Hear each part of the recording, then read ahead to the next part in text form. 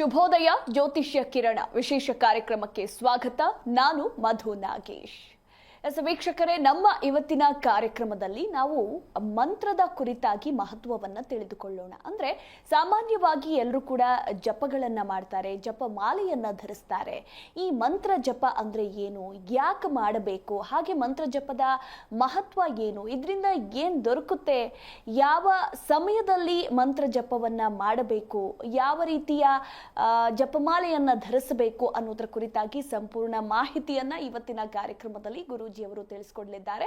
ಮೊದಲಿಗೆ ನಾನು ಅವರನ್ನ ಕಾರ್ಯಕ್ರಮಕ್ಕೆ ಬರಮಾಡಿಕೊಳ್ತೇನೆ. ನನ್ನ ಜೊತೆ ಇದ್ದಾರೆ ಎಂದಿನಂತೆ ವಂಶ ಪಾರಂಪರ್ಯ ಜ್ಯೋತಿಷ್ಯರು ಹಾಗೆ ಆಧ್ಯಾತ್ಮಿಕ ಚಿಂತಕರಾಗಿರುವ ನಾಗೇಶ್ ಗುರೂಜಿಯವರು. ಗುರೂಜಿ, ಕಾರ್ಯಕ್ರಮಕ್ಕೆ ಆತ್ಮೀಯ ಸ್ವಾಗತ. ಈಶಾದ್ಯಃ ಸುಮನಸಃ ಸರ್ವಸ್ತ್ರ ನಾಮಪಕ್ರಮೆ ಯಮ್ನತ್ವ ಕೃತ ಕೃತ್ಯೋ ಶಿಹುತಂ ನಮಾಮಿ ಗಜಾನನಂ. ಗುರೂಜಿ, ಮಂತ್ರ ಜಪ, ನಾನು ಆಗ್ಲೇ ಹೇಳ್ದಂತೆ ಒಬ್ಬೊಬ್ರು ಒಂದೊಂದು ರೀತಿ ಮಂತ್ರ ಜಪವನ್ನ ಮಾಡ್ತಾ ಇರ್ತಾರೆ. ನಾವು ಸಾಮಾನ್ಯವಾಗಿ ನೋಡ್ತಾ ಇರ್ತೀವಿ, ಕೈಯಲ್ಲಿ ಋಷಿ ಮುನಿಗಳು ಜಪಮಾಲೆಯನ್ನ ಇಟ್ಕೊಂಡು ಮಂತ್ರ ಜಪ ಪಠಣೆಯನ್ನ ಮಾಡ್ತಾ ಇರ್ತಾರೆ. ಸೊ ಇದು ಯಾಕಾಗಿ ಮಾಡ್ತಾರೆ, ಹಾಗೆ ಮಂತ್ರ ಜಪದ ವಿಶೇಷತೆ ಏನು, ಯಾವ ಸಮಯದಲ್ಲಿ ಮಾಡಬೇಕು, ಸಂಪೂರ್ಣ ಮಾಹಿತಿಯನ್ನ ತಿಳಿಸ್ಕೊಡಿ. ಮಂತ್ರಗಳು ಅಂತಂದರೆ ನಮ್ಮ ಮನುಕುಲದ, ನಮ್ಮ ಆತ್ಮಕ್ಕೂ ನಮ್ಮ ಮನುಕುಲಕ್ಕೂ ನಮ್ಮ ಜೀವನೋದ್ಧಾರಕ್ಕೂ ನೆಮ್ಮದಿಯ ಶಾಂತಿಯ ಬುನಾದಿಗೋಸ್ಕರ ಅಳವಡಿಸಿಕೊಂಡಂತಹ ಒಂದು ಯಜ್ಞ ಮತ್ತು ಪ್ರತಿಜ್ಞೆ ಮತ್ತು ನಮ್ಮ ಬುದ್ಧಿಶಕ್ತಿಯನ್ನು ತೀಕ್ಷ್ಣಗೊಳಿಸಿಕೊಳ್ಳುವುದಕ್ಕೆ ಮಾಡಿಕೊಂಡಿರುವಂತಹ ಒಂದು ಹಿಂದೂ ಧರ್ಮದ ಪದ್ಧತಿ.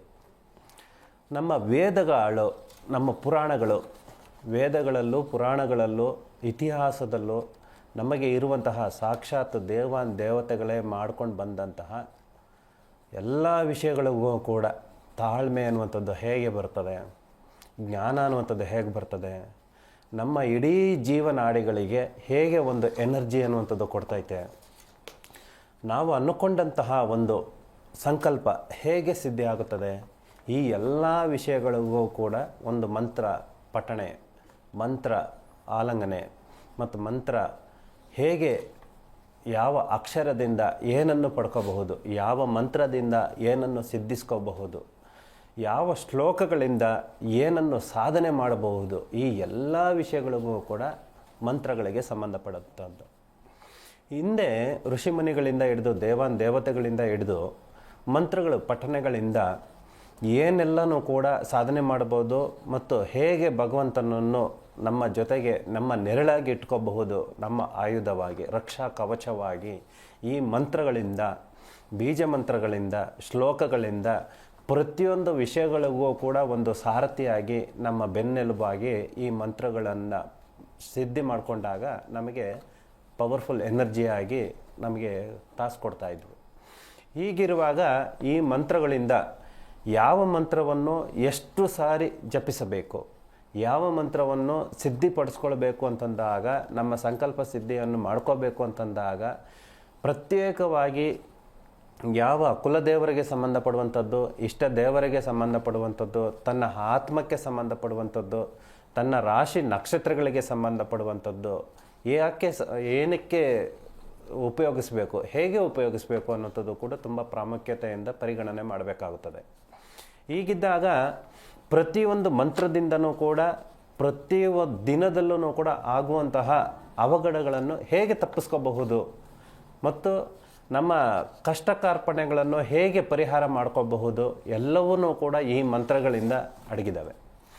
ಈ ಮಂತ್ರಗಳಿಂದ ನಮಗೆ ಮುಖ್ಯವಾಗಿ ಮಹತ್ವ ಏನು ನಮಗೆ ಪ್ರಯೋಜನ ಏನು ಅಂತಂದರೆ, ನಮ್ಮಲ್ಲಿರುವಂತಹ ಏಕಾಗ್ರತೆಯನ್ನು ನಮ್ಮ ಧ್ಯಾನದಿಂದ ಮತ್ತು ದಿನದ 24 ಗಂಟೆಗಳು ಕೂಡ ನಮ್ಮ ಹಿಡಿತದಲ್ಲಿ ಇಟ್ಕೊಳ್ಳೋದಕ್ಕೆ ಹೇಗೆ ಸಾಧ್ಯ ಅನ್ನುವಂಥದ್ದನ್ನು ಈ ಮಂತ್ರಗಳಿಂದ ನಮಗೆ ಕಲಿಸ್ಕೊಡ್ತೈತೆ. ಮತ್ತು ಹೇಗೆ ಭಗವಂತನ ಅನುಗ್ರಹ ಅನ್ನುವಂಥದ್ದು ನಮಗೆ ಹೇಗೆ ದಕ್ಕುತ್ತದೆ, ಪ್ರತಿಯೊಂದು ಪೂಜಾ ಪುನಸ್ಕಾರಗಳು ಮಾಡೋದಕ್ಕಿಂತ ಮುಂಚಿತವಾಗಿ ಸ್ವಚ್ಛತೆ ಅನ್ನುವಂಥದ್ದು ಹೇಗೆ ನಮ್ಮ ಆತ್ಮಶುದ್ಧಿ ಅನ್ನುವಂಥದ್ದು ಮಾಡ್ಕೋಬೇಕು, ಹಾಗೆ ಮಂತ್ರ ಪಠಣೆಯಿಂದ ಭಗವಂತನ ಲೀಲಾಜಾಲವನ್ನು ಸಂಪೂರ್ಣವಾಗಿ ನಮ್ಮ ಕಡೆಗೆ ಹೇಳ್ಕೊಳ್ಳೋದಕ್ಕೆ ಸಾಧ್ಯ ಅನ್ನುವಂಥದ್ದು ಈ ಮಂತ್ರ ಪಠಣೆಯಿಂದ ನಮಗೆ ಆಗುತ್ತದೆ. ಮತ್ತು ಹೇಗೆ ನಮ್ಮ ಕಷ್ಟ ಕಾರ್ಪಣ್ಯಗಳನ್ನು ಸಂಪೂರ್ಣವಾಗಿ ನಶಿಸಿ ಹೋಗ್ತವೆ ಮತ್ತು ಕರ್ಮಫಲ ನಮಗೆ ಗೊತ್ತಿದ್ದೋ ಗೊತ್ತಿಲ್ಲದೆ ಇರೋನೋ ಮಾಡ್ತಾ ಇರುವಂತಹ ಪ್ರತಿಯೊಂದು ತಪ್ಪು ತಾಪತ್ರಗಳಿಗೂ ಕೂಡ ಈ ಮಂತ್ರ ಪಠಣೆಗಳಿಂದ ನಿವಾರಣೆ ಅಂದರೆ ಆ ಸಮಸ್ಯೆಗಳಿಗೆ ಪರಿಹಾರ ಮಾರ್ಗ ಅನ್ನುವಂಥದ್ದು ಭಗವಂತನೇ ಕರುಣಿಸ್ತಾನೆ ಈ ಮಂತ್ರ ಪಠಣೆ ಮಾಡಿದಾಗ. ಮತ್ತು ಹೇಗೆ ಈ ಮಂತ್ರ ಪಠಣೆಗಳನ್ನು ಮಾಡಬೇಕು, ಯಾವುದೇ ರೂಪದಲ್ಲಿ ಅಂದರೆ ಯಾವುದೇ ಒಂದು ಬೀಜ ಮಂತ್ರವನ್ನು ಯಾವುದೇ ಒಂದು ಶ್ಲೋಕವನ್ನು ಆಯ್ಕೆ ಮಾಡಿಕೊಂಡು ಆ ಶ್ಲೋಕವನ್ನು ಸಿದ್ಧಿಪಡಿಸ್ಕೊಳ್ಳುವುದಕ್ಕಿಂತ ಮುಂಚಿತವಾಗಿ ನಾವೊಂದು ಮಾಲೆಗಳನ್ನು ಜಪಮಾಲೆಗಳನ್ನು ಆಯ್ಕೆ ಮಾಡ್ಕೋಬೇಕಾಗುತ್ತದೆ. ಮಾಲೆಗಳಲ್ಲಿ ವಿಧಾನಗಳಲ್ಲಿ ತುಂಬ ವಿಧಾನವಿದ್ದಾವೆ.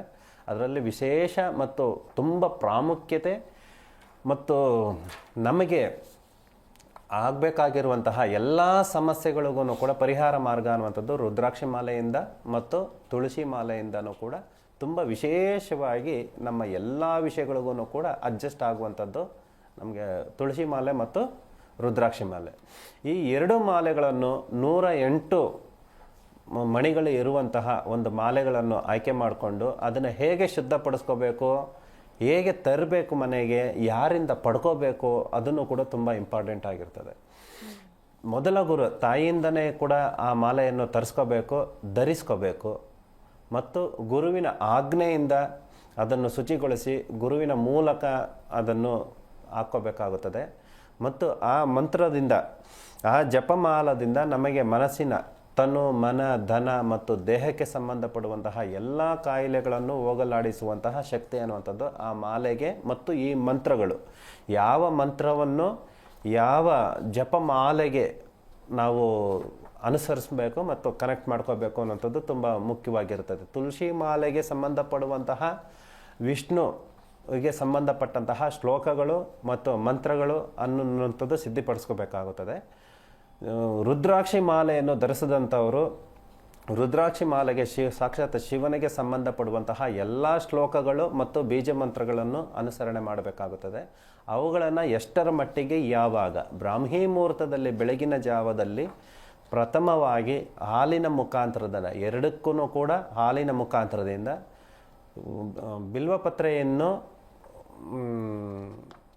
ಬಿಲ್ವಪತ್ರೆಯನ್ನು ನಮ್ಮ ರುದ್ರಾಕ್ಷಿ ಮಾಲೆಗೆ ಶಿವನಿಗೆ ಅರ್ಪಿಸಿ ಹಾಲಿನ ಮುಖಾಂತರದಿಂದ ತೊಳೆದು ವಿಭೂತಿಯನ್ನು ಹಚ್ಚಿ ಮಂತ್ರ ಪಠಣೆ ಅನ್ನುವಂಥದ್ದು ಮಾಡಬೇಕಾಗುತ್ತದೆ, ಸಿದ್ಧಿಪಡಿಸ್ಕೋಬೇಕಾಗುತ್ತದೆ.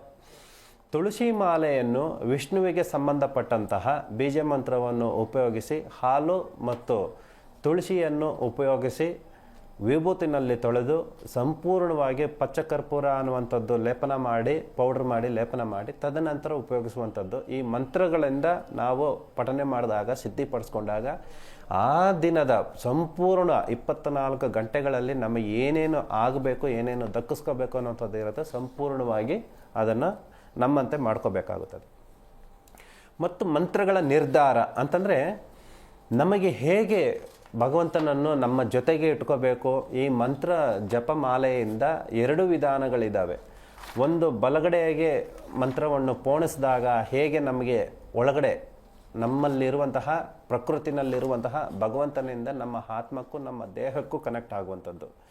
ಬೇಡದೇ ಇರುವಂಥದ್ದನ್ನು ಎಷ್ಟರ ಮಟ್ಟಿಗೆ 27 ಮಣಿಗಳನ್ನು ಮತ್ತೆ ರಿಟರ್ನ್ ಮಾಡುವಂಥದ್ದು. ರಿಟರ್ನ್ ಮಾಡಿದಾಗ ಏನಾಗ್ತೈತೆ, ನಮ್ಮಲ್ಲಿರುವ ಅವಗುಣಗಳನ್ನು ಹೊರಗಡೆ ಹಾಕುವಂಥದ್ದು.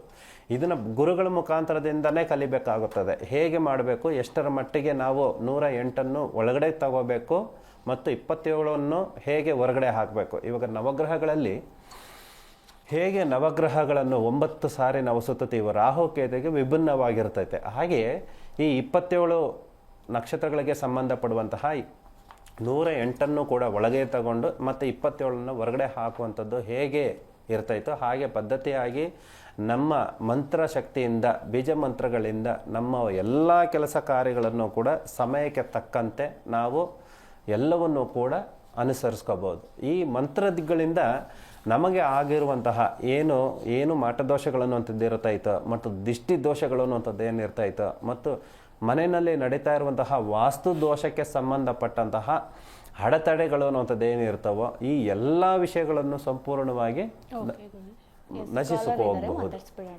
ಹಲೋ ಹಲೋ ನಮಸ್ತೆ ಮೇಡಮ್. ನಮಸ್ತೆ ಸರ್, ಎಲ್ಲಿಂದ ಕರೆ ಮಾಡಿದ್ದೀರಾ? ನಾವು ಸಿರಾದಿಂದ. ಓಕೆ, ಯಾರ ಬಗ್ಗೆ ಕೇಳಬೇಕಿತ್ತು? ನಮ್ಮ ಬಗ್ಗೆನೇ ಮೇಡಮ್ ಅವರೇ. ನಿಮ್ಮ ಡೇಟ್ ಆಫ್ ಬರ್ತ್ ಹಾಗೆ ರಾಶಿ ನಕ್ಷತ್ರ ತಿಳಿಸ್ಕೊಡಿ. ಇಲ್ಲ ಮೇಡಮ್ ಅವರೇ, ನಮ್ಗೆ ಅದೇನು ಗೊತ್ತಿಲ್ಲ. ನಾರಾಯಣ ಹೆಸರು. ನಿಮ್ಮ ಹೆಸರೇನು? ನಾರಾಯಣಪ್ಪ.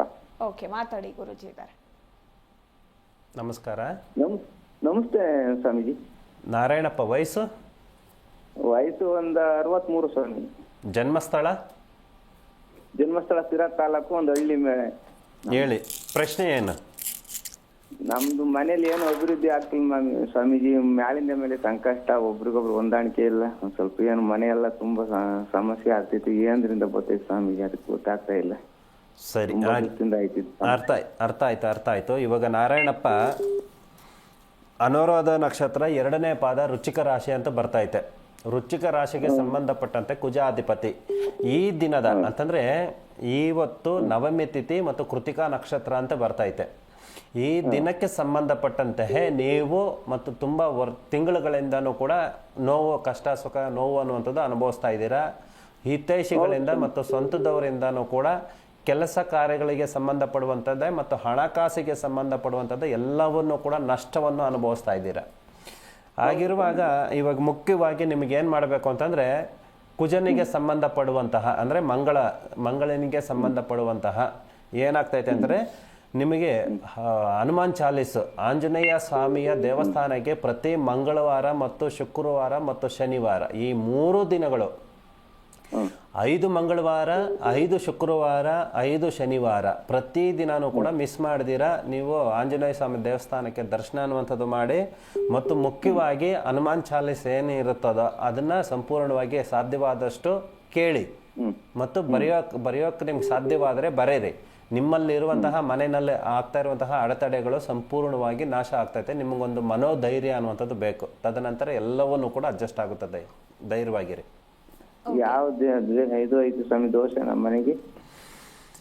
ಹೇಳಿದ್ವಲ್ಲ, ಇವಾಗ ಮನೆ ಕುಟುಂಬಕ್ಕೆ ಸಂಬಂಧಪಡುವಂಥದ್ದು 7 ತಿಂಗಳಿಂದ ನಿಮಗೆ ರಾಶಿ ನಕ್ಷತ್ರದಲ್ಲಿ ನಷ್ಟ ಪ್ರಾಪ್ತಿ ಏನಂತ ನಡೀತಾ ಐತೆ ಅಷ್ಟೇ. ಗಾಬರಿ ಪಟ್ಕೊಳಕ್ಕೆ ಹೋಗ್ಬೇಡಿ. ಆಂಜನೇಯ ಸ್ವಾಮಿಗೆ ಪ್ರಾರ್ಥನೆ ಮಾಡ್ಕೊಳ್ಳಿ. ಪ್ರತಿ ಮಂಗಳವಾರ, ಶುಕ್ರವಾರ ಮತ್ತು ಶನಿವಾರ 5 ಮಂಗಳವಾರ, 5 ಶುಕ್ರವಾರ, 5 ಶನಿವಾರಗಳು ಪೂಜೆಗಳು ಮಾಡಿ, ಎಲ್ಲ ಸರೋಗುತ್ತೆ. ಥ್ಯಾಂಕ್ ಯು ಸರ್, ಕರೆ ಮಾಡಿದ್ದಕ್ಕಾಗಿ. ಇನ್ನು ಗುರುಜಿ, ಮಂತ್ರದ ವಿಧಾನಗಳ ಕುರಿತಾಗಿ ನೀವು ತಿಳಿಸ್ಕೊಡ್ತಾ ಇದ್ರಿ. ಹಾಗೆ ದಿನದಲ್ಲಿ ಎಷ್ಟು ಬಾರಿ ಮಂತ್ರ ಪಠಣೆಯನ್ನ ಮಾಡಬೇಕು? ಇನ್ನು ಮತ್ತೊಂದು ಕಡೆ ಶುಚಿತ್ವದ ಬಗ್ಗೆಯೂ ಕೂಡ ನಾವು ತಿಳ್ಕೊಬೇಕಾಗಿದೆ. ಈ ಬಗ್ಗೆ ಹೇಳಿ. ಮಂತ್ರಗಳನ್ನು ಎಷ್ಟು ದಿನ ಜಪಿಸಬೇಕು, ದಿನಕ್ಕೆ ಎಷ್ಟು ಸಾರಿ ಜಪಿಸಬೇಕು ಅನ್ನೋದಕ್ಕಿಂತ ಮೊದಲನೇದಾಗಿ ಯಾವ ಮಂತ್ರವನ್ನು, ಯಾವ ಬೀಜ ಮಂತ್ರವನ್ನು ಎಷ್ಟು ಸಾರಿ ನಾವು ಜಪಿಸಿ ಸಿದ್ಧಿ ಮಾಡ್ಕೋಬೇಕು ಅನ್ನುವಂಥದ್ದು. ಸಿದ್ಧಿ ಮಾಡ್ಕೊಂಡಾದ ನಂತರ ಯಾವ ಸಮಯಕ್ಕೆ, ಸಂದರ್ಭಕ್ಕೆ ಅನುಸರಣೆಯಾಗಿ ಮತ್ತು ಯಾವ ಕಷ್ಟ ಕಾರ್ಪಣೆಗಳು ಬಂದಿರುತ್ತದೋ ಆವಾಗ ಎಷ್ಟರ ಮಟ್ಟಿಗೆ ಅದನ್ನು ನಾವು ಪರಿಪಾಲನೆ ಮಾಡ್ತೀವಿ, ನಮ್ಮ ಹಿಡಿತದಲ್ಲಿ ಇಟ್ಕೊಂಡಿರ್ತೀವಿ ಅನ್ನುವಾಗ ನಮಗೆ ಪರಿಹಾರ ಮಾರ್ಗ ಅನ್ನುವಂಥದ್ದು ಕಂಡುಕೋಬಹುದು. ಮುಖ್ಯವಾಗಿ ಮೊದಲೆಲ್ಲ ದೇವತೆಗಳು ಇದ್ದಾಗ ಋಷಿಮುನಿಗಳು ಮತ್ತು ದೇವತೆಗಳಲ್ಲೂ ಮಂತ್ರ ಪಠಣೆಗಳಿಂದನೇ ಎಲ್ಲ ಕೆಲಸ ಕಾರ್ಯಗಳನ್ನು ಸಿದ್ಧಿಪಡ್ಕೋತಾ ಇದ್ರು. ತದನಂತರ ಕಾಲಕ್ರಮೇಣ ಯುಗಗಳು ಕಳೆದಾಗ ಮನುಷ್ಯನ ಆಯುಸ್ಸು ಸ್ವಲ್ಪ ಕ್ಷೀಣಿಸಿದಾಗ ಅವಾಗೇನು ಬಂತು, ಮಂತ್ರಗಳು ಮತ್ತು ತಂತ್ರಗಳಿಂದ ಸ್ಟಾರ್ಟ್ ಆಯಿತು. ಮಂತ್ರಗಳಿಂದ ಉಪಯೋಗಿಸಿ ಎಲ್ಲ ರೀತಿಯಲ್ಲೂ ಕೂಡ ಸಿದ್ಧಿಪಡಿಸ್ಕೊಂಡು, ಒಂದು ತಥಾಸ್ತು ಅಂತಂದರೆ ಒಂದು ನೀರನ್ನು ಹಾಕಿದ್ರೆ ಮಂತ್ರ ಪಠಣೆ ಮಾಡಿಕೊಂಡು ಶಾಪ ಮುಕ್ತ ಅನ್ನುವಂಥದ್ದು, ಶಾಪ ಕೊಡುವಂಥದ್ದು, ಶಾಪ ಮುಕ್ತ ಆಗುವಂಥದ್ದು ಎಲ್ಲವನ್ನು ಕೂಡ ಮಾಡ್ಕೊಳ್ತಾ ಇದ್ರು. ಕಾಲಕ್ರಮೇಣ ತಂತ್ರಗಳಿಗೆ ಬಂದರು. ತಂತ್ರಗಳು ಅಂತಂದರೆ ಎಲ್ಲ ಮಂತ್ರಗಳಿಂದ ನಶಿಸಿ ಹೋದಾಗ, ಎಲ್ಲರೂ ಕೂಡ ಕಲಿತಾಗ ಯುಗಗಳು ಕಳೆದಂತೆ ಕೆಲವೊಂದೆಲ್ಲನೂ ಕೂಡ ನಶಿಸಿ ಹೋಗ್ತಾ ಇತ್ತು. ಹಾಗಾದಾಗ ಮಂತ್ರಗಳಿಂದ ಎಲ್ಲವನ್ನು ಕೂಡ ಸಿದ್ಧಿಪಡಿಸ್ಕೊಂಡು ಅವುಗಳಿಂದ ಕೆಲಸ ಕಾರ್ಯಗಳನ್ನು ಮಾಡ್ಕೊಳ್ತಾ ಇದ್ರು. ಇನ್ನೂ ಕಾಲಕ್ರಮೇಣ ಹಾಗೆ ಮುಂದೆ ಕಲಿತಾ ಏನಾಗ್ತಾ ಇತ್ತು ಅಂತಂದರೆ ಯಂತ್ರಗಳಿಂದ ಕೆಲಸ ಕಾರ್ಯಗಳನ್ನು ಮಾಡಿಕೊಳ್ಳುವಂತಹ ಜ್ಞಾನ ಅನ್ನುವಂಥದ್ದು ಬಂತು. ಆಧ್ಯಾತ್ಮಿಕ ಹೇಗೆ ಬೆಳೀತಾ ಇದೆಯೋ ಹಾಗೇ ಬೆಳೀತಾ ಇದೆ ಅಂತಂದರೆ ಆಧ್ಯಾತ್ಮಿಕ ಆಲ್ರೆಡಿ ಇರೋದು. ವಿಜ್ಞಾನ ಹೇಗೆ ಬೆಳೀತಾ ತಂತ್ರಗಳಿಂದ ಮತ್ತು ಮಂತ್ರಗಳಿಂದ ಮತ್ತು ಯಂತ್ರಗಳಿಂದ ಪ್ರಯತ್ನ ಪಟ್ಟರು ಎಲ್ಲ ಕೆಲಸ ಕಾರ್ಯಗಳನ್ನು ಕೂತಂತ ಜಾಗದಲ್ಲೇ ಮಾಡಿಕೊಳ್ಳುವಂಥದ್ದು. ಈಗ ಮಂತ್ರಗಳು, ತಂತ್ರಗಳು ಎಲ್ಲವನ್ನೂ ಕೂಡ ಯಂತ್ರಗಳಿಂದನೂ ಕೂಡ ಕಳೆದು ಇವಾಗೆಲ್ಲನೂ ಕೂಡ ಷಡ್ಯಂತ್ರಗಳೇ, ಕುತಂತ್ರಗಳಿಂದನೇ ಎಲ್ಲವನ್ನು ಕೂಡ ನಷ್ಟ ವಿಚಾರಗಳಲ್ಲಿ ಅಸೂಹೆಯಿಂದ, ಒಂದು ಈಗೋಯಿಂದ ಎಲ್ಲವನ್ನು ನಡೀತಾ ಇದ್ದಾವೆ. ಆದ ಕಾರಣಗಳಿಂದ ಇವೆಲ್ಲವನ್ನೂ ಕೂಡ ಸಂಪೂರ್ಣವಾಗಿ ನಮ್ಮ ಜೀವಕ್ಕೆ ಮತ್ತು ಬದುಕಿಗೆ ಆಗ್ತಾ ಇರುವಂತಹ ಅಡಚಣೆಗಳು ಮತ್ತು ಈಗೇನು ಕುತಂತ್ರಗಳಿಂದ ಆಗ್ತಾ ಇದ್ದಾವೋ ನೆಮ್ಮದಿ ಅನ್ನುವಂಥದ್ದು ಸಂಪೂರ್ಣವಾಗಿ ಕಳ್ಕೊಳ್ತಾ ಇದ್ದೀವಿ. ಈ ನೆಮ್ಮದಿಯನ್ನು ಸಂಪೂರ್ಣವಾಗಿ ಹೇಗೆ ಕಳ್ಕೊಳ್ತಾ ಇದ್ದೀವಿ? ಕುತಂತ್ರಗಳಿಂದ, ಷಡ್ಯಂತ್ರಗಳಿಂದ ನಮ್ಮ ಜೀವನಕ್ಕೆ ಸಂಪೂರ್ಣವಾಗಿ ನಷ್ಟ ಪ್ರಾಪ್ತಿ ಅನ್ನುವಂಥದ್ದು ಆಗ್ತಾ ಇದೆ. ಹಾಗೆ ಆಯುಷ್ ಅನ್ನುವಂಥದ್ದು ಕಡಿಮೆ ಆಗೋಗ್ತಾ ಇದೆ, ನೆಮ್ಮದಿ ಅನ್ನುವಂಥದ್ದು ಕಡಿಮೆ ಆಗೋಗ್ತಾ ಇದೆ. ಆದ ಕಾರಣದಿಂದ ಹಲವಾರು ಪೂಜಾ ವಿಧಾನಗಳಿಂದ ದೈಹಿಕವಾಗಿ ಮತ್ತು ಮಾನಸಿಕವಾಗಿ ನೊಂದು ಬೆಂದುತ್ತಾ ಇದ್ದಾರೆ ಎಲ್ಲರೂ ಕೂಡ. ಈ ಮಂತ್ರಗಳಿಂದ, ಬೀಜ ಮಂತ್ರಗಳಿಂದ, ಜಪ ಮಾಲೆಗಳಿಂದ ನಮ್ಮ ಜೀವನದ ಹಾದಿಯನ್ನು ನಾವೇ ಸರಿಪಡಿಸ್ಕೋಬಹುದು. ಅಂಗೈನಲ್ಲಿ ಔಷಧಿ ಅಂತ ಹೇಳ್ತಾರಲ್ಲ, ಹಾಗೆ ನಮ್ಮ ಜ್ಞಾನದಿಂದ, ಮಂತ್ರಗಳಿಂದ, ಜಪಮಾಲೆಗಳಿಂದ ನಮ್ಮ ನೆಮ್ಮದಿಯ ಜೀವನವನ್ನು ಸಾಗಿಸುವುದಕ್ಕೆ ಒಂದು ಸುಲಭ ಮಾರ್ಗ ಅನ್ನುವಂಥದ್ದು ತಿಳಿಸ್ಕೊಡ್ಬೋದು. ಇದು ತುಂಬಾ ಸುಲಭ. ಏನು ವಿದ್ಯೆ ಕಲಿಯೋವರೆಗೂ ಕೂಡ ಬ್ರಹ್ಮಾಂಡ. ವಿದ್ಯೆ ಕಲಿತಾದ ಮೇಲೆ ತುಂಬಾ ಈಸಿ ಇದೆಲ್ಲನೂ ಕೂಡ. ಬಟ್ ಮಾಡುವಂತಹ ತಾಳ್ಮೆ, ಭಕ್ತಿ, ಶ್ರದ್ಧಾ, ನಮಗೆ ಸಮಯ ಅಭಾವ ಮತ್ತು ನಮಗೆ ಅದಕ್ಕೋಸ್ಕರನೇ ಮೀಸಲಿಡಬೇಕಾಗಿರುವಂತಹ ಒಂದು ಮನೋಧೈರ್ಯ ಅನ್ನುವಂಥದ್ದು ಬೇಕಾಗುತ್ತದೆ. ಗುರುವಿನ ಆಜ್ಞೆಯಿಂದ ತಗೊಂಡಾಗ ನಮಗೆಲ್ಲ ಥರದಲ್ಲೂ ಕೂಡ ನಮಗೆ ನೆಮ್ಮದಿ ಜೀವನ ದಕ್ಕಿಸ್ಕೋಬಹುದು. ಓಕೆ, ಕಾಲರ್ ಇದ್ದಾರೆ, ಮಾತಾಡ್ಸೋಣ ಗುರೂಜಿ. ಹಲೋ. ಹಲೋ, ನಮಸ್ಕಾರ ಮೇಡಮ್ ಅವರೇ. ನಮಸ್ತೆ ಸರ್, ಎಲ್ಲಿಂದ ಕರೆ ಮಾಡಿದ್ದೀರಾ? ನಾವು ತುಮಕೂರು ಜಿಲ್ಲೆಯಿಂದ ಮೇಡಮ್ ಅವರೇ. ಮಗನ ಬಗ್ಗೆನೂ ಕೇಳ್ಬೇಕು, ಸ್ವಲ್ಪ ನಮ್ಮ ಬಗ್ಗೆನೂ ಕೇಳ್ಬೇಕು ಮೇಡಮ್ ಅವರೇ. ಓಕೆ, ನಿಮ್ಮ ಮಗನ ರಾಶಿ, ನಕ್ಷತ್ರ, ಡೇಟ್ ಆಫ್ ಬರ್ತ್ ತಿಳಿಸ್ಕೊಡಿ. ಮೇಡಮ್ ಅವರೇ, 16/3/92 ಇಸ್ವಿ, ರಾತ್ರಿ 11 ಗಂಟೆಯಲ್ಲಿ ಹುಟ್ಟಿರೋದು. ಶಿವಕುಮಾರ್ ಅಂತ ಇಕ್ಕಿದೀವಿ. ಓಕೆ, ಯಾರ್ದಾದ್ರೂ ಒಬ್ಬರ ಬಗ್ಗೆ ಕೇಳಿ ಸರ್. ನಿಮ್ಗೆ ನಿಮ್ ಬಗ್ಗೆನೂ ಕೇಳ್ಬೇಕಂದ್ರೆ ಮತ್ತೊಂದು ನಂಬರ್, ಗುರೂಜಿ ಅವ್ರ ಪರ್ಸನಲ್ ನಂಬರ್ ಇರುತ್ತೆ, ನೀವು ಅದಕ್ಕೆ ಕಾಂಟ್ಯಾಕ್ಟ್ ಮಾಡ್ಬೋದು. ಮಾತಾಡಿ, ಗುರೂಜಿ ಇದ್ದಾರೆ. ಶಿವಕುಮಾರ್, ನಮಸ್ಕಾರ ಗುರೂಜಿ. ನಮಸ್ಕಾರ. ನಮಸ್ಕಾರ ಸರ್. ಶಿವಕುಮಾರ್ ಅಂತ ಅಂದ್ಬಿಟ್ಟು ಮಗ ಹೆಸರು. ಹೇಳಿ, ಏನು ಪ್ರಶ್ನೆ ಏನು? ಸ್ವಾಮಿ, ಅವರ ಭವಿಷ್ಯ ಏನು, ಅವನ ಲೈಫ್ ಏನು ಅನ್ನೋದನ್ನ ಸ್ವಲ್ಪ ನೋಡಿ ಸ್ವಾಮಿ. ಶ್ರಾವಣ ನಕ್ಷತ್ರ, ಮಕರ ರಾಶಿ, 1ನೇ ಪಾದ ಅನ್ನುವಂಥದ್ದು ಬರ್ತೈತೆ. ಮಕರ ರಾಶಿಗೆ ಸಂಬಂಧಪಟ್ಟಂತಹ ಶನಿ ಅಧಿಪತಿ. ನೀವು ಕೊಟ್ಟಿರೋ ಡೇಟ್ ಆಫ್ ಬರ್ತ್ ಪ್ರಕಾರವಾಗಿ ಇವಾಗ ನಿಮಗೆ ಕುಜ ಭುಕ್ತಿ ಮತ್ತು ಶನಿ ದಶಾ ಅಂತ ನಡೀತಾ ಐತೆ. ಅಂತಂದ್ರೆ ಇನ್ನು 6 ವರ್ಷಗಳ ಪ್ರಕಾರವಾಗಿ ಕುಜ ದಶಾ ಅನ್ನುವಂಥದ್ದು ನಷ್ಟ ಪ್ರಾಪ್ತಿ ಅನ್ನುವಂಥದ್ದು ಬರ್ತಾ ಐತೆ. ಬಟ್ ಏನು ಗಾಬರಿ ಪಟ್ಕೊಳ್ಳುವಂಥದ್ದು ಏನಿಲ್ಲ. ಅಂತಂದ್ರೆ ಎಲ್ಲ ಅವನ ವಿಷಯದಲ್ಲಿ, ಮಗನ ವಿಷಯದಲ್ಲಿ ವಿದ್ಯಾಭ್ಯಾಸ ಆಗಿರ್ಬೋದು, ಕಂಕಣ ಭಾಗ್ಯ ಆಗಿರ್ಬೋದು, ಹಣಕಾಸಿಗೆ ಸಂಬಂಧಪಟ್ಟಂತ ಆಗಿರ್ಬೋದು, ಎಲ್ಲವನ್ನೂ ಕೂಡ ನಷ್ಟ ಅನ್ನುವಂಥದ್ದು ಬರ್ತಾ ಐತೆ.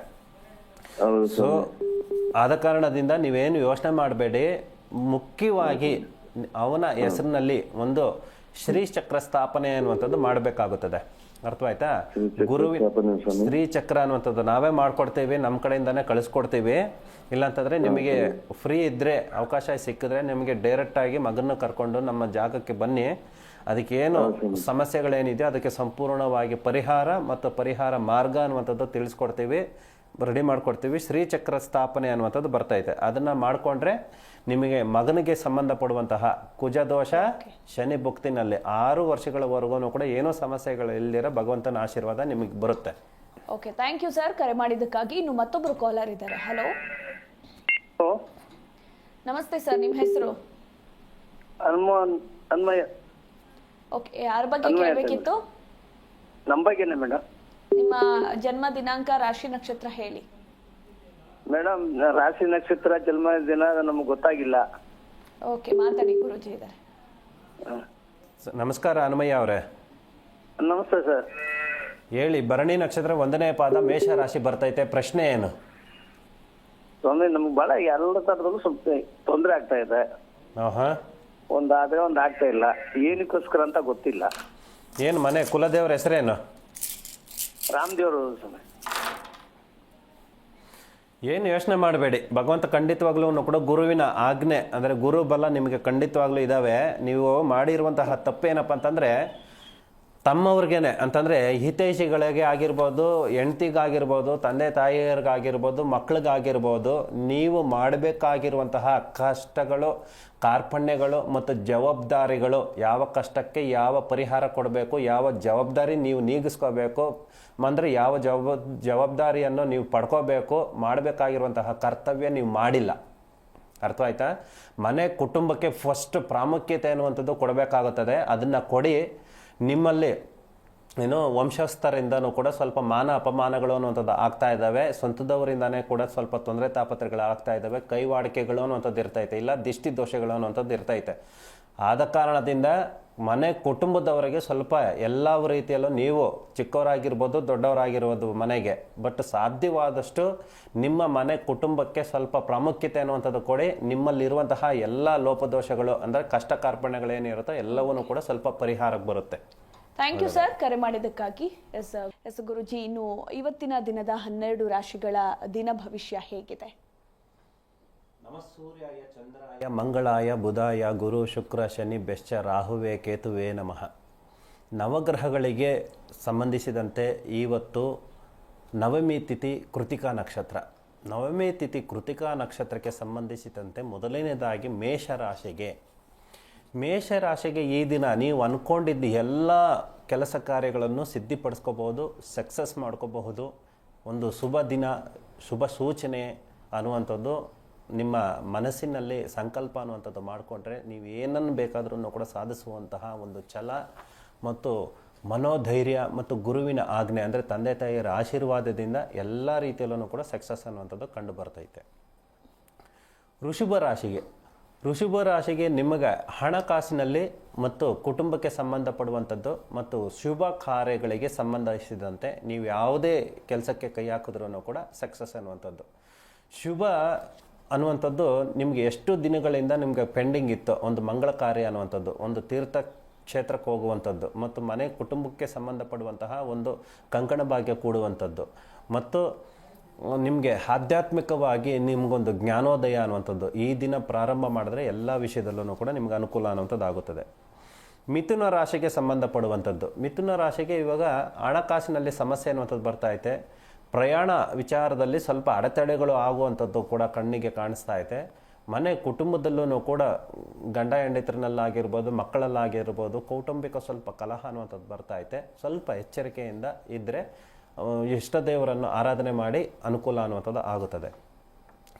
ಕರ್ಕಟಕ ರಾಶಿಗೆ ಸಂಬಂಧಿಸಿದಂತೆ ಕರ್ಕಟಕ ರಾಶಿಯವರಿಗೆ ಈ ದಿನ ಆರ್ಥಿಕವಾಗಿ ಹಣಕಾಸಿನಲ್ಲಿ ಸ್ವಲ್ಪ ಇಂಪ್ರೂವ್ಮೆಂಟ್ ಮಾರ್ಗ ಅನ್ನುವಂಥದ್ದು ಐತೆ. ಶ್ರಮ ಪಡಬೇಕಾಗುತ್ತೆ. ಸ್ವಲ್ಪ ನಿಮಗೆ ಆಗುವಂತಹ ಕೆಲಸ ಕಾರ್ಯಗಳು ಮತ್ತು ಅಡೆತಡೆಗಳು ಇರೋದ್ರಿಂದ ನಿಮಗೆ ಸ್ವಲ್ಪ ಜ್ಞಾನದಿಂದ ಸ್ವಲ್ಪ ಹಾರ್ಡ್ ವರ್ಕ್ ಮಾಡಿ ಸ್ವಲ್ಪ ಕಷ್ಟಪಟ್ಟರೆ ಹಣಕಾಸಿನಲ್ಲಿ ಖಂಡಿತವಾಗಲೂ ಕೂಡ ಸಕ್ಸಸ್ ಅನ್ನುವಂಥದ್ದು ಆಗ್ತೈತೆ. ವಿಶೇಷವಾಗಿ ಯಾರು ಉದ್ಯೋಗದಲ್ಲಿ ಮತ್ತು ರಾಜಕೀಯವಾಗಿ ಯಾರು ಇದ್ದಾರೋ ಸ್ವಲ್ಪ ನಿಂದನೆಗಳು ಬರುವಂತಹ ಚಾನ್ಸಸ್ಸು ಕೂಡ ಇದ್ದಾವೆ. ಸ್ವಲ್ಪ ಮನೋಧೈರ್ಯ ಗಟ್ಟಿ ಮಾಡ್ಕೊಳ್ಳಿ, ಎಲ್ಲ ರೀತಿಯಲ್ಲೂ ಕೂಡ ಸಕ್ಸಸ್ ಅನ್ನುವಂಥದ್ದು ಆಗುತ್ತದೆ. ಸಿಂಹ ರಾಶಿಗೆ ಸಂಬಂಧಿಸಿದಂತೆ ಮನೋಧೈರ್ಯ ಮತ್ತು ಜ್ಞಾನ, ಹಣಕಾಸು, ಬುದ್ಧಿ ಮತ್ತು ಪ್ರೀತಿ ವಿಶ್ವಾಸದಲ್ಲಿ ಹೊಸ ಸಂಬಂಧ ಮತ್ತು ಹಳೆಯದರಿಂದ ಯಾವುದರಿಂದ ನಿಮಗೆ ಸಮಸ್ಯೆಗಳು ನಷ್ಟಗಳು ಅನ್ನುವಂಥದ್ದು ಆಗ್ತಾ ಇತ್ತೋ ಅವೆಲ್ಲನೂ ಕೂಡ ಪರಿಹಾರ ಮಾರ್ಗ ಅನ್ನುವಂಥದ್ದು ಕಂಡುಕೋಬಹುದು. ಕನ್ಯಾ ರಾಶಿಗೆ ಸಂಬಂಧಿಸಿದಂತೆ ಮನೆಯಲ್ಲಿ ಇರುವಂತಹ ಪ್ರತಿಯೊಂದೂ ಕೂಡ ಹೆಣ್ಣಾಗಿರ್ಬೋದು ಗಂಡಾಗಿರ್ಬೋದು ಬಾಂಧವ್ಯ ಅನ್ನುವಂಥದ್ದು ಬೆಳೆಯುವಂಥದ್ದು ಮಾರ್ಗ, ಅನುಕಂಪ ಅನ್ನುವಂಥದ್ದು ಮತ್ತು ನಿಮ್ಮ ಏನು ಅಂದ್ಕೊಂಡಿದ್ದೀರೋ ಅದೆಲ್ಲನೂ ಕೂಡ ಸಕ್ಸಸ್ ಸಾಧನೆ ಮಾಡೋದಕ್ಕೆ ಗುರು ಹಿರಿಯರ ಆಶೀರ್ವಾದ ಮತ್ತು ಕುಲದೇವರ ಆರಾಧನೆ ಅನ್ನುವಂಥದ್ದು ಮಾಡಲೇಬೇಕಾಗುತ್ತದೆ. ಈ ದಿನ ಸಂಕಲ್ಪ ಅನ್ನುವಂಥದ್ದು ದೃಢವಾಗಿದ್ದರೆ ನಿಮ್ಮ ಎಲ್ಲ ಕೆಲಸ ಕಾರ್ಯಗಳನ್ನು ಕೂಡ ಸಕ್ಸಸ್ ಅನ್ನುವಂಥದ್ದು ಕಾಣಿಸುತ್ತೆ. ತುಲಾರಾಶಿಗೆ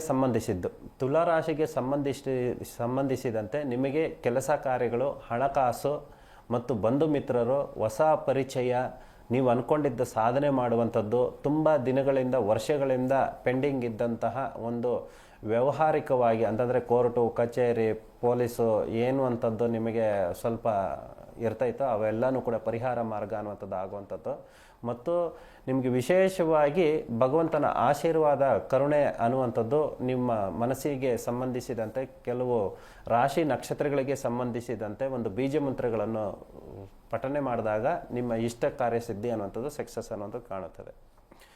ವೃಶ್ಚಿಕ ರಾಶಿಗೆ ಸಂಬಂಧಿಸಿದ್ದು ವ್ಯವಹಾರ, ಕುಟುಂಬ ಮತ್ತು ಹಣಕಾಸಿಗೆ ಸಂಬಂಧಪಡುವಂಥದ್ದು ಮತ್ತು ಆರೋಗ್ಯಕ್ಕೆ ಸಂಬಂಧಪಡುವಂಥದ್ದು, ಮನೋಜ್ಞಾನ ಅನ್ನುವಂಥದ್ದು ಎಲ್ಲ ರೀತಿಯಲ್ಲೂ ಕೂಡ ನಷ್ಟ ಪ್ರಾಪ್ತಿ ಅನ್ನುವಂಥದ್ದು ಬರ್ತಾ ಐತೆ ಇವತ್ತು. ಸೊ ಸಾಧ್ಯವಾದಷ್ಟು ಕೂಡ ವೃಶ್ಚಿಕ ರಾಶಿಯವರು ಸ್ವಲ್ಪ ಯಾವುದೇ ಒಂದು ಕೆಲಸ ಕಾರ್ಯಗಳಿಗೆ ಕೈ ಹಾಕಿದ್ರೂ 10 ಸರಿ ಯೋಚನೆ ಮಾಡಬೇಕು, ಒಂದು ನಿರ್ಧಾರ ತಗೊಳ್ಳಿ. ಒಂದು ಮನೆಯಲ್ಲಿ ಕುಟುಂಬದಲ್ಲಿ ಇರುವಂಥವರು ಅಥವಾ ಸ್ನೇಹ ವರ್ಗದಿಂದ ಸ್ವಲ್ಪ ಡಿಸ್ಕಸ್ ಮಾಡಿ ತದನಂತರ ಹೆಜ್ಜೆ ಹಾಕಿದ್ರೆ ಸ್ವಲ್ಪ ಹೊಳಿತು ಅನ್ನುವಂಥದ್ದು ಬರ್ತೈತೆ. ಧನುಸು ರಾಶಿಗೆ ಖಂಡಿತವಾಗ್ಲೂ ಕೂಡ ತುಂಬ ಸಕ್ಸಸ್, ಒಂದು ಒಳ್ಳೆ ದಿನ, ಒಂದು ಶುಭ ಸೂಚನೆ, ಯಾವ ಕೆಲಸಕ್ಕೆ ಕೈ ಹಾಕಿದ್ರೂ ಕೂಡ ಸಕ್ಸಸ್ ಅನ್ನುವಂಥದ್ದು. ವಿಶೇಷವಾಗಿ ನರ್ಸ್ ಮತ್ತು ಡಾಕ್ಟರ್ಗಳಿಗೆ ಸಂಬಂಧಪಡುವಂಥದ್ದು ವಿಶೇಷ ದಿನ, ಒಂದು ಸಕ್ಸಸ್. ಯಾವುದೇ ಒಂದು ನಿಮ್ಮ ಹತ್ರ ಬರುವಂತಹ ಕಷ್ಟ ಕಾರ್ಪಣ್ಯಗಳನ್ನು ಹೊತ್ಕೊಂಡು, ಕಾಯಿಲೆಗಳನ್ನು ಹೊತ್ಕೊಂಡು ಬಂದಂತಹ ಜನಗಳಿಗೆ ಒಂದು ನಿಮ್ಮ ಹಸ್ತರೇಖೆಯಿಂದ, ನಿಮ್ಮ ಕೈಗುಣದಿಂದ ನಿಮಗೆ ಎಲ್ಲ ರೂಪದಲ್ಲೂ ಕೂಡ ಇವತ್ತು ಟ್ರೀಟ್ಮೆಂಟ್ ಮಾಡುವಂಥದ್ದು ಶುಭ ಸೂಚನೆ ಅನ್ನುವಂಥದ್ದು ಕಣ್ಣಿಗೆ ಕಾಣಿಸುತ್ತದೆ.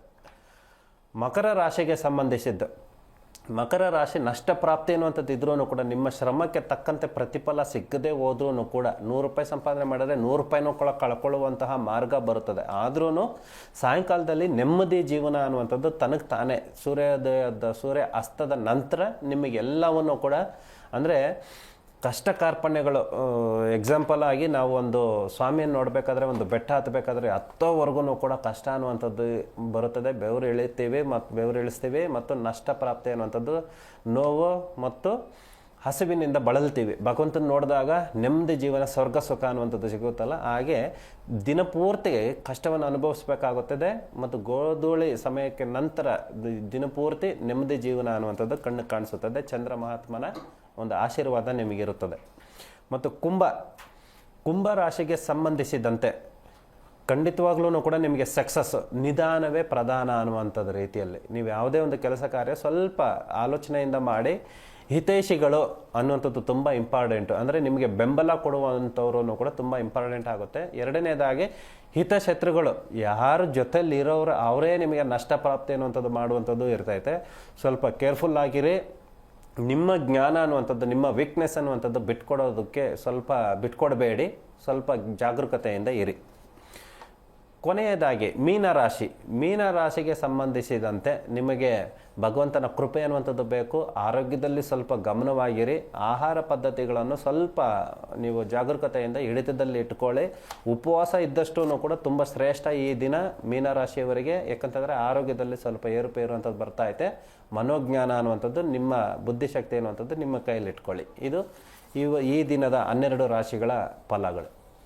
ಓಕೆ ಗುರುಜಿ, ಇನ್ನು ಮಂತ್ರದ ಬಗ್ಗೆ ಇರಬಹುದು, ಹಾಗೆ ಜಪಮಾಲೆಯ ಕುರಿತು ಇವತ್ತಿನ ಸಂಚಿಕೆಯಲ್ಲಿ ಸಾಕಷ್ಟು ಮಾಹಿತಿಯನ್ನು ತಿಳಿಸಿಕೊಟ್ರಿ. ಇನ್ನೂ ಕೂಡ ಒಂದಷ್ಟು ಪ್ರಶ್ನೆಗಳು, ಅಂದರೆ ಪ್ರಮುಖವಾದಂತಹ ಮಂತ್ರಗಳು ಯಾವುವು, ಹಾಗೆ ಯಾವ ವಿಚಾರಕ್ಕೆ ಯಾವ ಮಂತ್ರ ಪಠಣೆಯನ್ನು ಮಾಡಬೇಕು ಅನ್ನೋ ವಿಚಾರಗಳಿದೆ. ಅದನ್ನು ನಾಳಿನ ಸಂಚಿಕೆಯಲ್ಲಿ ಮಾತನಾಡೋಣ. ಧನ್ಯವಾದಗಳು. ಸರ್ವೇ ಜನ ಸುಖಿನ ಭವಂತು. ಶಿವೋಹಂ. ವೀಕ್ಷಕರೇ ನೋಡಿದ್ರಲ್ಲ, ಹಾಗೆ ನೀವು ಕೂಡ ಗುರೂಜಿಯವರ ಹತ್ರ ನೇರವಾಗಿ ಮಾತನಾಡಬೇಕು ಅಂದರೆ ಎಂದಿನಂತೆ ಗುರೂಜಿಯವರ ಪರ್ಸನಲ್ ಕಾಂಟ್ಯಾಕ್ಟ್ ನಂಬರ್ ಹಾಗೆ ಅವರ ವಿಳಾಸವನ್ನು ನಾವು ನಿಮಗೆ ತೋರಿಸ್ತೀವಿ. ನೀವು ಭೇಟಿ ಕೊಡಬಹುದು ಅಂತ ಹೇಳ್ತಾ ನೋಡ್ತಾ ಇರಿ ಜಿ ಕನ್ನಡ ನ್ಯೂಸ್, ಸತ್ಯವೇ ಸುದ್ದಿಯ ಜೀವಾಳ. ಜ್ಯೋತಿಷ್ಯ ಕಿರಣ ಪಂಡಿತ್ ಶ್ರೀ ನಾಗೇಶ್ ಗುರೂಜಿ. ಸಂಪರ್ಕಿಸಬೇಕಾದ ವಿಳಾಸ ರಾಜರಾಜೇಶ್ವರಿ ಟೆಂಪಲ್ ಮುಂಭಾಗ, ಫಸ್ಟ್ ಮೇನ್, 3ನೇ ಬ್ಲಾಕ್, 4ನೇ ಸ್ಟೇಜ್, ರಾಜರಾಜೇಶ್ವರಿ ನಗರ, ಬೆಂಗಳೂರು 560098. 9900089019 9900089018.